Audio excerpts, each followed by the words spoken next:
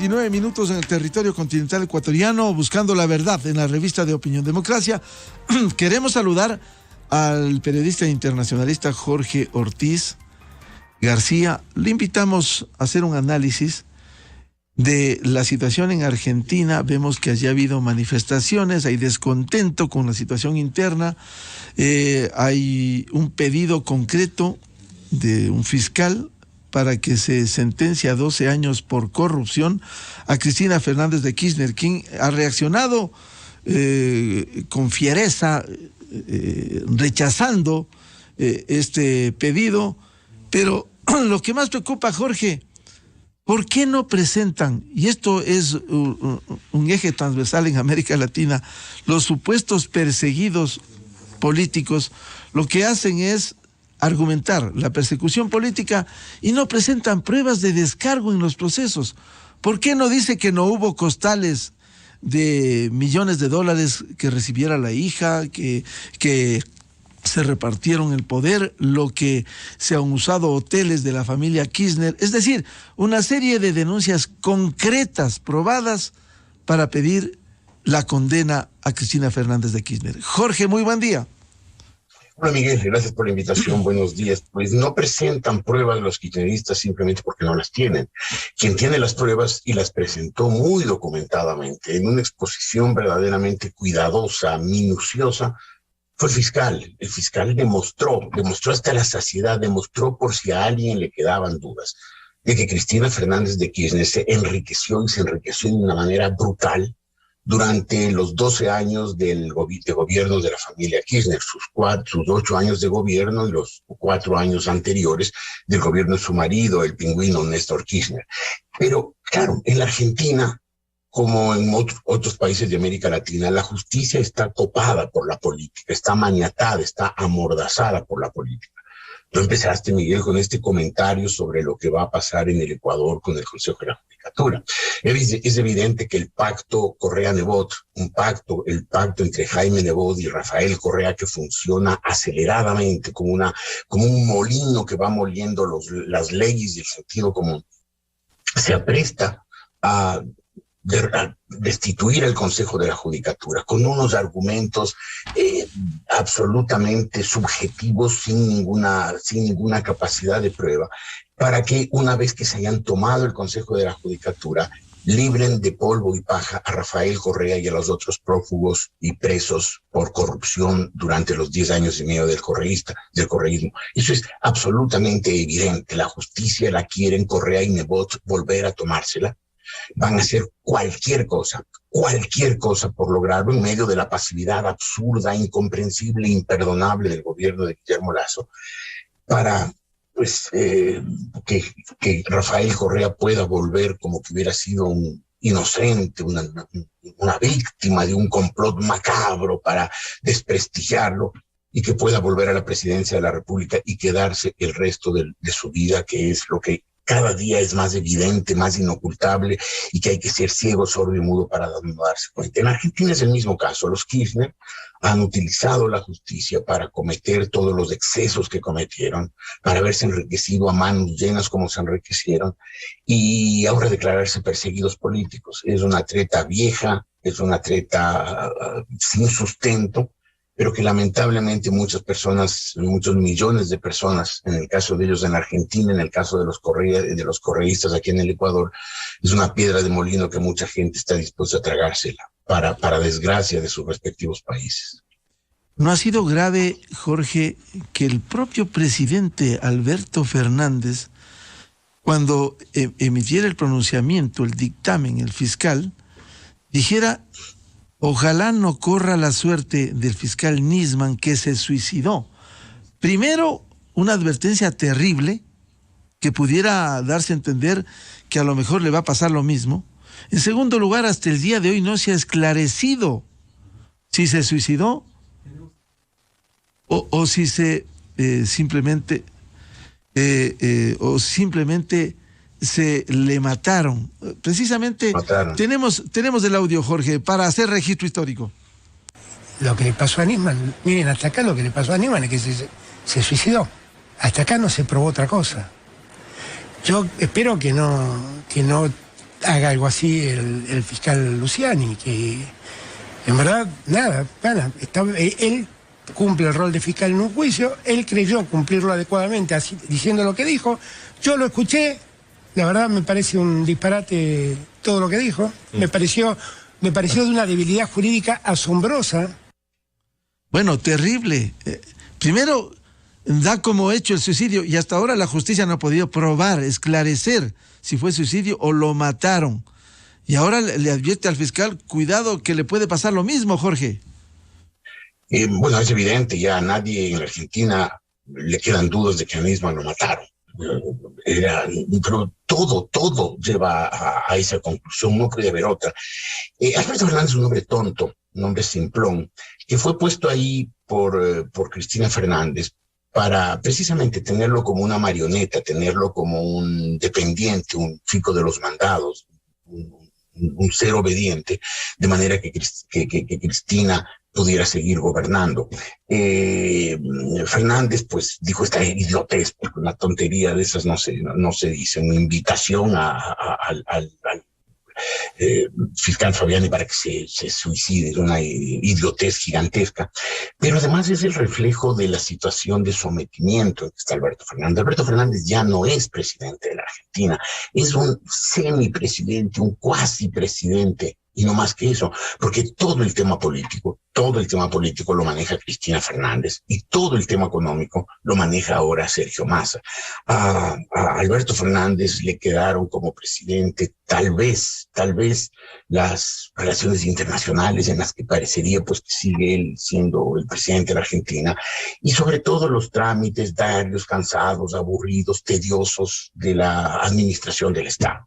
Pero el poder real, el poder político, el poder de la economía los perdió por inepto, porque tuvo un momento la capacidad después de la campaña de vacunación, porque él también tuvo una campaña mucho menos eficaz que la que hizo Atilazo, pero en fin, una campaña aceptable.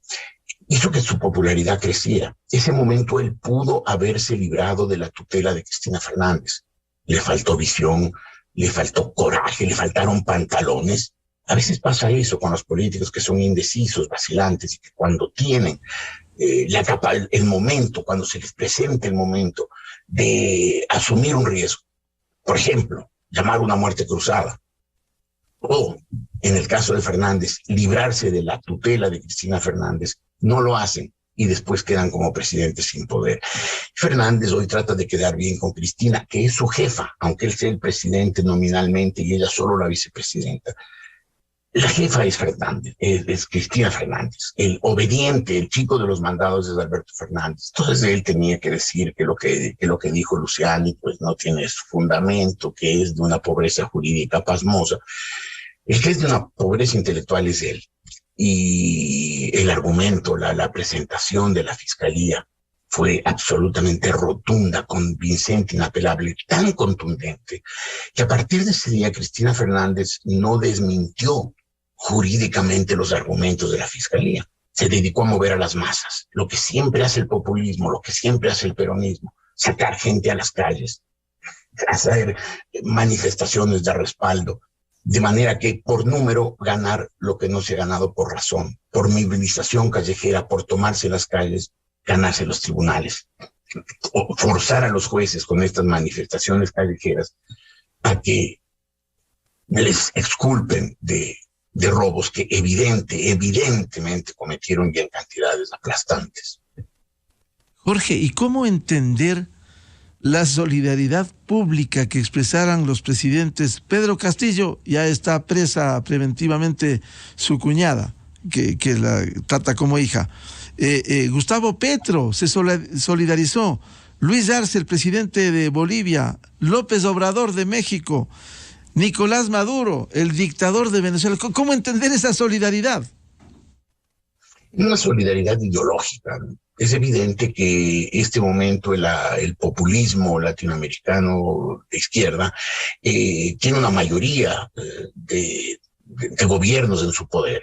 Y obviamente hay una solidaridad, hay una especie de omertá El omertà es el pacto de silencio de las mafias italianas. Y hay una omertà, evidentemente. Estos grupos populistas de izquierda se protegen entre ellas, se encubren, se demuestran solidaridad. Es una solidaridad mafiosa, porque de que hubo corrupción en el gobierno de Cristina Fernández de Kirchner no cabe la más mínima duda. No es una acusación política, no es una denuncia suelta, lanzada por ahí, basada en el odio, nada de eso. El patrimonio de Cristina Kirchner es público y notorio, jamás desmentido, que se multiplicó escandalosamente durante los 12 años de gobierno de Kirchner, marido y mujer. Entonces, claro, a falta de argumentos, recurren a eso. La señora Kirchner internamente recurre a movilizar a la gente, sacar a los peronistas a que hagan ruido en las calles, alborote, y lograr la solidaridad de sus colegas de la izquierda populista. Y todos utilizan el mismo manoseadísimo argumento de perseguidos políticamente.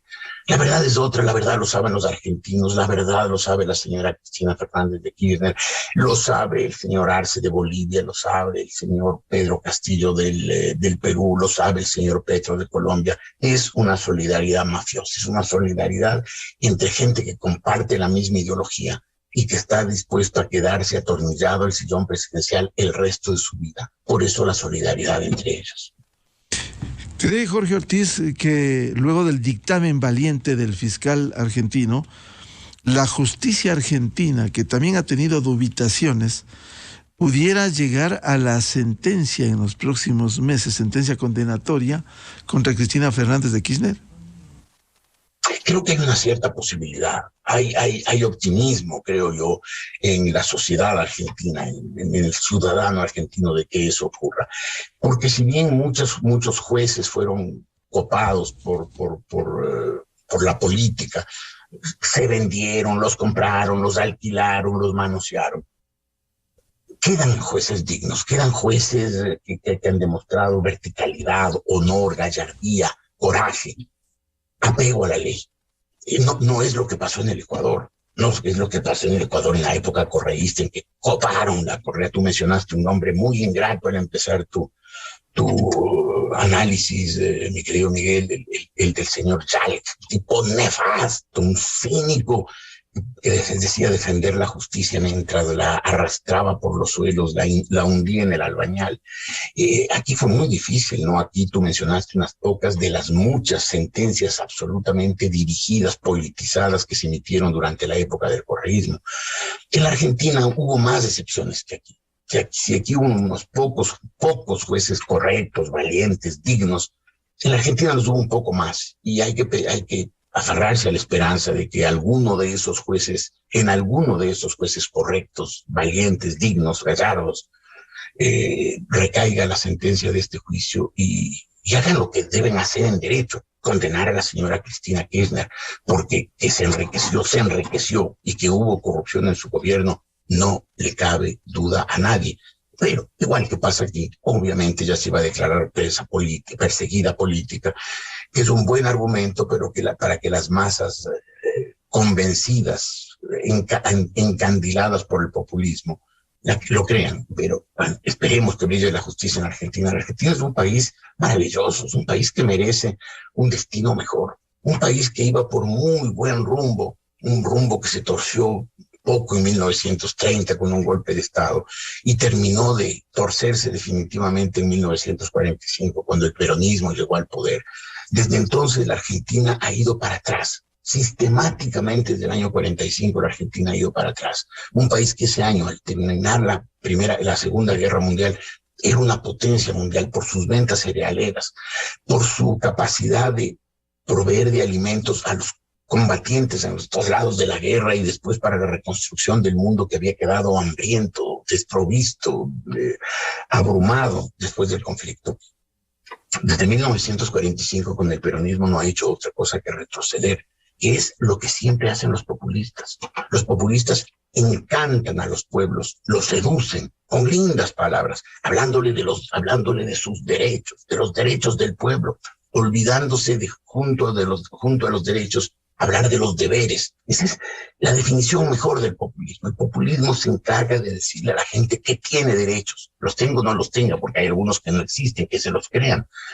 Hablarle de derechos, de derechos, de derechos, y nunca hablarle de deberes. Y entonces la gente se encanta, me van a dar todo sin que yo tenga que dar nada.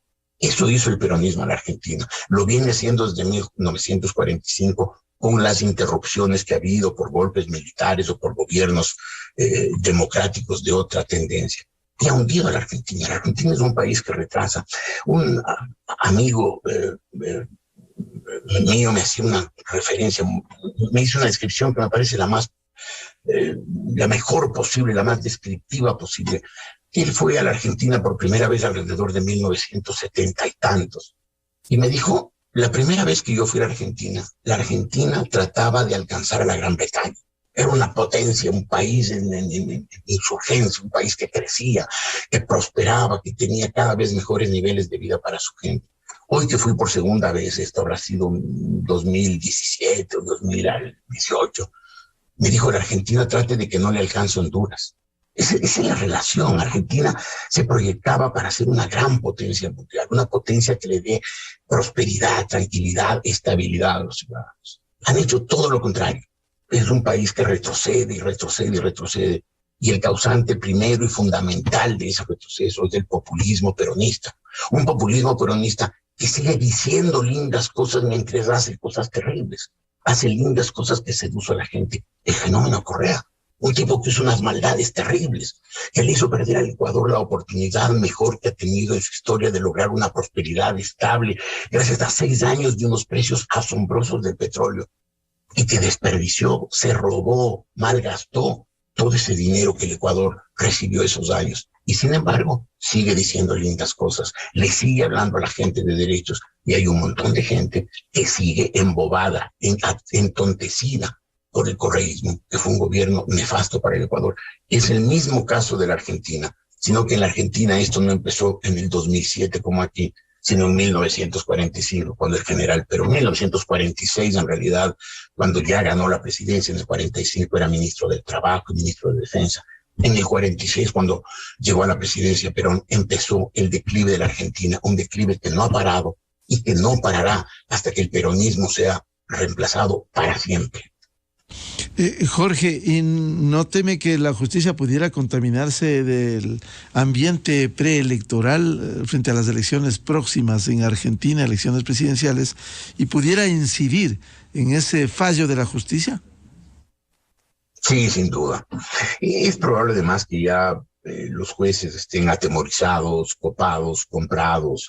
Esta gente tiene muchas mañas, tiene mucha habilidad perversa para torcer la justicia. Lo vimos aquí, lo están padeciendo allá.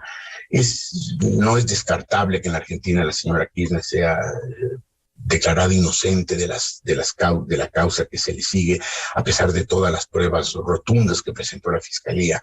Es probable que ocurra, como aquí también es probable que al señor Correa y a todos los prófugos y presos del correísmo se los declare inocentes, víctimas, perseguidos, que se los quiera incluso rehabilitar con compensaciones económicas, o que ellos exijan compensaciones económicas por la persecución que dicen haber tenido, a pesar de que también contra los correístas hay pruebas recontraabundantes de la corrupción que cometieron. Esas pruebas no las ven solo quienes no las quieren ver, quienes están tan ofuscados, tan enceguecidos por la pasión correísta, que se niegan a verlo. El mismo fenómeno de la Argentina, el mismo, y sacarán gente a la calle. Hoy el Pacto Correa-Nebot está trabajando muy activamente, y si fuera necesario sacar gente a la calle para respaldar el juicio político contra los 3 miembros del Consejo de la Judicatura que van a ser enjuiciados, sacarán gente a las calles para crear una mayor coacción, como hicieron durante los 10 años y medio del correísmo, con gente en la calle, con amenazas, exhibiendo fotos, diciendo estos son los enemigos del pueblo. Se creó un ambiente de violencia y de terror que hizo que mucha gente se callara. Fuimos pocos, Miguel, los que no nos callamos y seguimos combatiendo, y sufrimos muchas retaliaciones, perdimos trabajos, perdimos profesiones, perdimos ingresos, nos agredieron físicamente por esta incentivación a la violencia que hacía constantemente y con enorme cobardía Rafael Correa. Es muy probable. El método de la Argentina, del kirchnerismo, con el método del correísmo del Ecuador es muy parecido. Es un método que lo enseñó el chavismo desde que asumió el poder en 1999.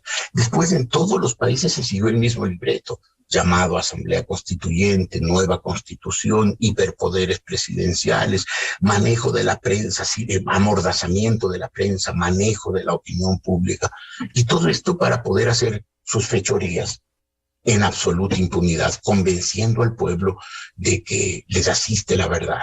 Y lo han logrado porque lo hacen muy, muy eficazmente. Son muy buenos para mentir y para robar, son muy malos para administrar y nulos para decir la verdad. Por tanto, ¿cree Jorge que Cristina Fernández terminaría condenada por corrupción? Creo que hay una posibilidad. Sigo confiando, yo tengo muchos motivos de cariño, de afecto, de cercanía con Argentina, entre otras cosas, Miguel, porque como tú sabes, yo vivía allá varios años. Y tengo la esperanza de que en medio de la corrupción de la justicia sembrada por los Kirchner, como fue sembrada aquí por el correísmo, haya todavía jueces dignos, valientes, gallardos, que sean capaces de dictar una sentencia en derecho, no una sentencia politizada, no una sentencia por sus simpatías o antipatías con Kirchner, sino por las pruebas presentadas, por los argumentos de hecho y de derecho sobre los cuales el fiscal planteó la demanda. Si es que eso ocurre, si es que hay un juez valiente, recto, correcto, que dicta una sentencia en función de los hechos, de las pruebas presentadas por el fiscal, no me cabe la menor duda que la señora Cristina Fernández de Kirchner va a ser confirmada. Me parece que las posibilidades juegan en contra de la justicia por este copamiento que hacen siempre los populistas, pero creo que hay esperanzas y creo que hay que aferrarse, creo que hay que ver una lucecita que brilla ahí en medio de la oscuridad y confiar en que la señora Kirchner sea condenada como aquí fueron condenados varios dirigentes correístas que participaron en el saqueo de los fondos públicos entre el año 2007 y el año 2017. Bien, a Jorge Ortiz García, muchas gracias por el análisis de la situación argentina y pronto haremos un nuevo análisis del panorama latinoamericano. Muchas gracias a Jorge por su atención a la revista de Opinión Democracia. Encantado, Miguel. Buenos días. Muchas gracias. 7:03 en el territorio continental ecuatoriano, buscando la verdad en la revista de Opinión Democracia. Vamos a una pausa publicitaria y tenemos previsto un diálogo con los dos asambleístas Rafael Lucero de Pachacuti, Natalie Arias de Creo, Martín Payares, periodista del portal digital Cuatro Pelagatos, y el constitucionalista André Benavides sobre el juicio político a los 3 vocales del Consejo de la Judicatura.